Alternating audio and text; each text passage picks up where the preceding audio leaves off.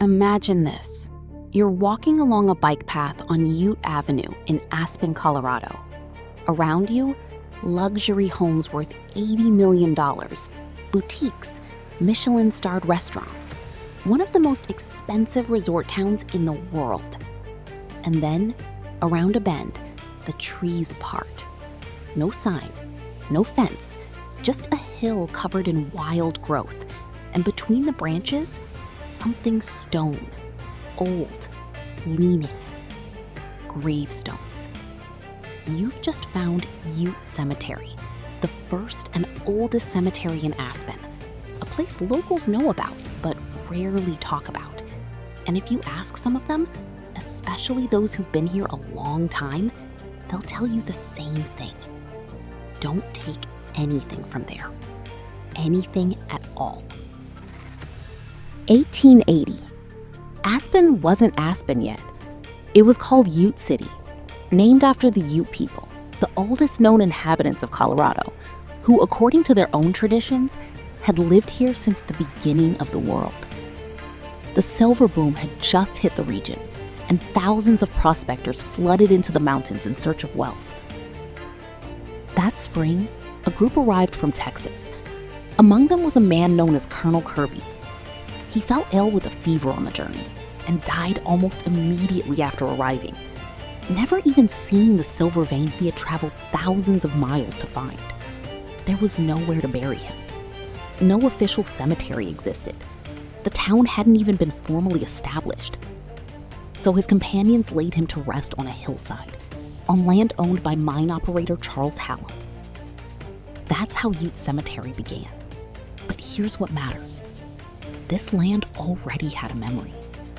Long before the prospectors arrived, it belonged to the Ute, a people who believed that the soul remains near the body for several days after death, who burned the home where someone died and destroyed the deceased's belongings so the spirit could leave peacefully and not return. For them, disturbing a resting place wasn't just disrespect. It was a rupture in the fabric of the world. Over the next 50 years, Ute Cemetery became the burial place for those Aspen considered expendable. As the town grew rich on silver, the wealthy moved their dead elsewhere, to Aspen Grove and Red Butte cemeteries. Those places had planned paths, rows of trees, finely carved headstones. Mine owners, mayors, lawyers were buried there. At Ute, they buried those who couldn't afford better. And here's the first myth worth breaking. Many people imagine a classic Wild West scene. Miners dying in large numbers underground, widows, constant tragedy. But the records tell a different story. Out of more than 200 miner deaths, only one confirmed fatality came from a mine collapse. One. Miners did die, but not the way we imagine. They fell into shafts due to their own mistakes. They were struck by falling rocks caused by others. They were injured by industrial equipment. And those who avoided accidents often died more slowly, of lung disease in their 30s or 40s, silicosis, tuberculosis. Back then, it was called consumption or lung trouble, but the cause was the same: years of breathing ore dust in confined spaces. So what actually killed people most often? The railroad. Trains collided and derailed at least once a month. You were more likely to die working on the railroad than in a mine. And one more uncomfortable truth. In the first 20 years of Aspen's existence, about a third of all deaths were children, infants. At Ute Cemetery, there are dozens of children's graves, small markers among larger ones. And despite having nearly as many doctors as today, medicine simply didn't have answers. The cemetery records reveal another layer: social. Among the graves at Ute Cemetery are veterans of the Civil War. Many of them, all from the Union, though some accounts suggest 2 Confederates lie in unmarked graves. In 1890, the government sent 15 official markers for veteran burials. A local Grand Army of the Republic post planned to arrange them around a monument. that plan was never realized. The markers were simply driven into the ground in 2 rows, like soldiers standing in formation. And that's how they remain today. One grave deserves special attention. Its inscription reads only, "Colored Lady Allen." No first name, no birth date, just race and a surname. We know only that she died in 1898 at the age of 65. Nothing more. At the time, Black residents of Aspen were often recorded separately, mainly through their own undertaker. Her anonymity isn't an accident. It reflects the reality of that era. Out of roughly 200 burials, nearly half have no markers at all.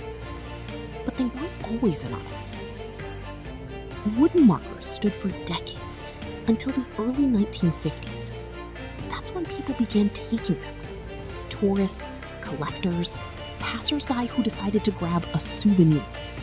A piece of wood with an old name on it. Nothing special, right? But that's the point where half the cemetery became permanently anonymous.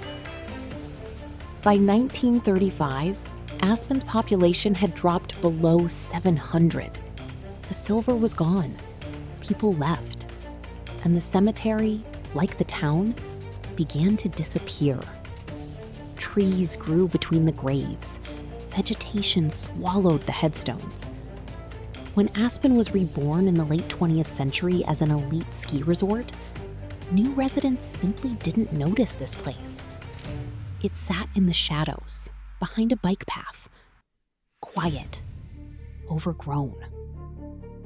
There was no one left who remembered the names. Most relatives had either died or moved away long ago. And that's when the stories began. Local guide Dean Weller has been leading tours through this cemetery since 2007. He doesn't present himself as a ghost hunter. He's an actor, a storyteller, a skeptic. But even he says, at night, something feels off. I wouldn't call it supernatural. It's more like a feeling, like I have some kind of connection to the people buried here. Visitors report different things. Flowers left on graves that are found elsewhere the next day. Sudden cold spots, not from wind, but localized, under open sunlight. The sensation of being watched when no one is around. But the most common stories involve people who took something. A small stone, a fragment of a headstone, something picked up from the ground. Some returned the items, sometimes anonymously, by mail. No explanation, just, please put this back. The unofficial rule in Aspen is simple. Don't take anything from Ute Cemetery. Even those who don't believe in anything supernatural follow it. Because why risk it? There's one more layer to this place. The Ute people, the ones this cemetery, this street, and the town's original name come from, were driven off their land in 1880, the same year Ute Cemetery was established, almost simultaneously. The governor of Colorado ordered their forced relocation to reservations in Utah. Before leaving, their leaders are said to have cursed the Crystal River Valley. According to legend, Chief Colorado declared, "Everything white people do here in the future will fail." In Ute belief, the soul doesn't simply disappear. It needs peace. It needs to remain undisturbed. And here you have a cemetery where half the graves are nameless, where wooden markers were stolen, where land once belonging to one people became the burial ground for another, and both were eventually forgotten. Maybe that's why it feels the way it does.